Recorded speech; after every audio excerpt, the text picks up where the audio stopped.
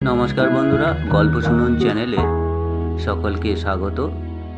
গল্প শুনে যদি ভালো লাগে বন্ধুদের কাছে বিশেষ আবেদন, সঙ্গে থেকে চ্যানেলটিকে সাবস্ক্রাইব করবে।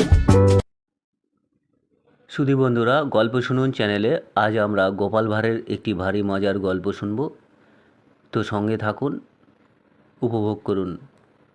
একদিন গোপালের জ্বর হয়েছিল, তাই সে রাজসভায় যেতে পারেনি। মহারাজ সভাসদদের নিয়ে নানা আলাপ আলোচনা করতে করতে হঠাৎ বললেন, আমার সবার মধ্যে এমন কি কেউ আছে যে গোপালের ঘর থেকে কিছু চুরি করে আনতে পারে? যদি কেউ পারে তবে তাকে সামান্য জিনিস হলেও আমি তাকে বিশেষভাবে পুরস্কৃত করব। তোমরা কেউ তাতে রাজি থাকলে বলো। মহারাজের পুরস্কার লোভেও কেউ রাজি হলো না, কারণ গোপালের ঘরে চুরি করতে যাওয়াটা খুবই কঠিন ব্যাপার। কারণ তারা জানতো গোপাল ভারী চতুর লোক, তার চোখে ধুলো দেওয়াটা অতি সহজ নয়। আর ধরা পড়লে নাকালের এক শেষ। নাকানি চোবানি তো খেতেই হবে এবং তার সঙ্গে অপমানিতও হতে হবে। আর সে তার প্রতিশোধ একদিন না একদিন নেবেই। তার আর অশেষ দুর্গতির শেষ থাকবে না।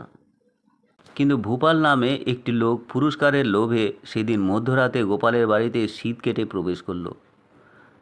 গোপাল আগে থেকেই রাজসভায় এই কথাটা জানতে পেরেছিল, তাই সে লোভী লোকটাকে জব্দ করার জন্য তৈরি হয়ে রইল। গোপালের ঘরের দেওয়ালে শীত ছিল। গোপাল পূর্ব প্রস্তুতি মতো একটা মানুষের বিষ্ঠাপূর্ণ কলসির উপরে গোটা কতক টাকা রেখে দিয়েছিল। এক পাশে আত্মগোপন করে দাঁড়িয়ে রইল। লোকটি শীত কেটে যখন ঘরের মধ্যে মাথা গলিয়ে ঢুকল, সামনেই দেখতে পেলে একটা টাকা ভর্তি কলসি বসানো আছে।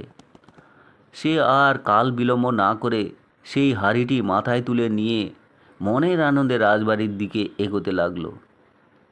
আর যেতে যেতেই গোপাল পেছন থেকে ঢিল ছুঁড়ে ব্রাহ্মণের মাথার কলসিটা ভেঙে দিল। আর কলসিটা সাথে সাথে ভেঙে চুরমার হয়ে লোকটির সারা শরীরে বিষটাতে পরিপূর্ণ হয়ে উঠল। তখন ভোর হয়েছে। গোপাল বেরিয়ে বলল, কি বাবা, চুরি করা হলো?